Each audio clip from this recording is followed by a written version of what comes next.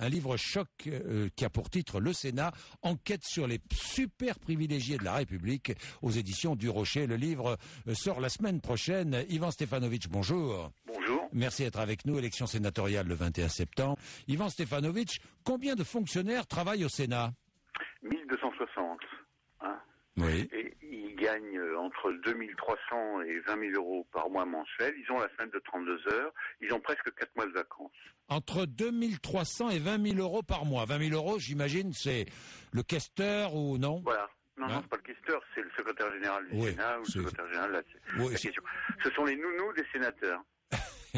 Oui, d'accord. Les nounous, ce sont eux qui organisent l'administration du Sénat, c'est cela? Voilà, c'est ça. Hein, c'est comme un questeur à l'Assemblée nationale, quoi, un peu. Tout à fait. Hein, tout bien. À fait. Alors, de 2300 à 20 000 euros par mois, femmes de ménage, jardiniers et chauffeurs compris. Voilà, avec prime de nuit. Avec prime de nuit. Systématique. Systématique. Ah bon, oui. bon. Même quand on travaille pas, les jardiniers ont la prime de nuit. Alors, même quand on ne travaille pas, les jardiniers ont la prime de nuit. Oui, la prime de nuit est une institution au Sénat, est une institution systématique. Vous la touchez systématiquement, quelle que soit votre fonction. Voilà. Bon. Pour les fonctionnaires. Pour les fonctionnaires. 32 heures par semaine. Oui. On n'en est pas à 35 heures, là. Hein. 32 heures. C'est dépassé. C'est-à-dire que travailler plus pour gagner plus, ça ne vaut pas pour le Sénat, quoi. Ah non, ça, les slogans sur lesquels a été élu M. Sarkozy, c'est-à-dire les valeurs de travail et de justice sociale pour les retraites, ça c'est inconnu au Sénat. Oui, près de 4 mois de vacances pour tous. Oui, c'est ça. Les sénateurs gagnent, vous révélez tout ça dans votre livre, hein, 11 540 euros net par mois. Oui, d'indemnité, dont la moitié est fiscalisable, puisque c'est considéré comme des frais. Mais en plus, ils ont des tas de choses. Ils ont ils ont la RATP, la Air France, la SNCF, c'est gratuit. Hein. Ouais. Et puis ils ont curieusement une prime de 1 000 euros par mois de prime informatique, ce qui fait qu'à la fin de leur mandat, ils peuvent ouvrir facilement un magasin d'informatique, parce qu'à 1 000 euros par mois pour une prime informatique, c'est... Oui, ils peuvent s'acheter un ordinateur par mois, quoi. À peu près. Ouais. Et puis ils ont des taux pour acheter des logements, des taux très réduits. La différence avec l'Assemblée, c'est qu'à l'Assemblée, ils travaillent. Et les gens connaissent leurs députés. Mais la plupart des Français connaissent même pas leurs sénateurs. Oui, parce que vous avez enquêté, seuls 90 sénateurs sur 343 sont assidus. Oui. 120 ne sont là qu'à temps partiel, et les autres ne mettent quasiment jamais les pieds au Sénat. Oui, mais ça se répartit entre gauche et droite. Or, normalement, la loi et le règlement du Sénat disent que si on est à 103-4 fois, on doit supprimer les indemnités. Ouais. Comme aux États-Unis, on fait ça en Angleterre, en Allemagne. Or, chez nous, la loi, ni la droite ni la gauche ne demande l'application de cette loi. Il y en a un, par exemple, qui ne met pratiquement jamais les pieds au Sénat, c'est Jean-Noël Guérini, le président du Conseil général des Bouches-du-Rhône.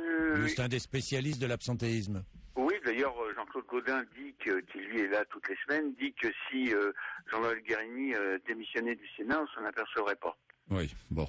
Je vois aussi dans votre livre que la Cour des comptes n'a pas droit de regard sur le Sénat. Non, c'est au nom de la séparation des pouvoirs entre l'exécutif et le législatif. Le président de l'Assemblée nationale a accepté récemment que la Cour des comptes vienne mettre son nez, mais au Sénat, il n'en est pas question, puisqu'on a 3 questeurs, de droite, un de gauche, les grands argentiers du Sénat, et ils distribuent ce que nous, contribuables, nous payons, c'est-à-dire 300 millions d'euros par an pour le Sénat, c'est fait dans l'opacité la plus totale. Ouais. Voilà. Les retraites. C'est légal. Et tout ça est légal. Les retraites, un mandat de 6 ans de sénateur donne droit à une pension de 1869 euros. Hein.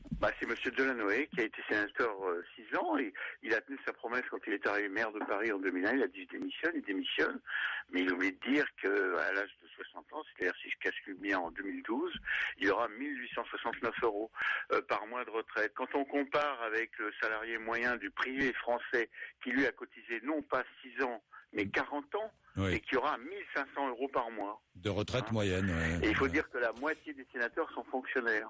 Ouais. Donc ils touchent en plus des retraites de fonctionnaires. Des retraites de fonctionnaires. C'est pas mal. Et je conseille aux auditrices qui nous écoutent d'épouser un sénateur. Aussi parce que c'est le plus fort taux de reversion. Si vous voulez, dans le public et le privé, quand votre conjoint meurt, en général c'est les hommes avant, là, dans le privé, les femmes ont droit, les veuves ont droit à 54%, et dans le public, dans la fonction publique, c'est entre 50 et 60. Et ben chez les sénateurs, c'est 66%. Et vous avez comme ça une sénateur de l'Orne qui s'appelle Nathalie Goulet, qui était assistante de son sénateur, puis qu'il l'a épousé, il est mort, le pauvre homme.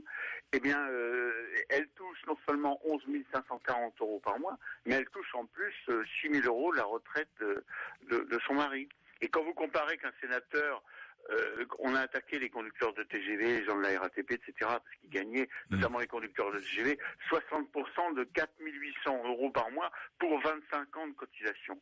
Mais là, je vais dire 15 ans de cotisation, un sénateur, il touche 4 000 €. Voilà. Ouais, bien, merci, à lire dans votre livre, donc qui sort la semaine prochaine, je vous le conseille, Le Sénat, enquête sur les super privilégiés de la République, aux éditions du Rocher. Merci Yvan Stefanovic. Merci.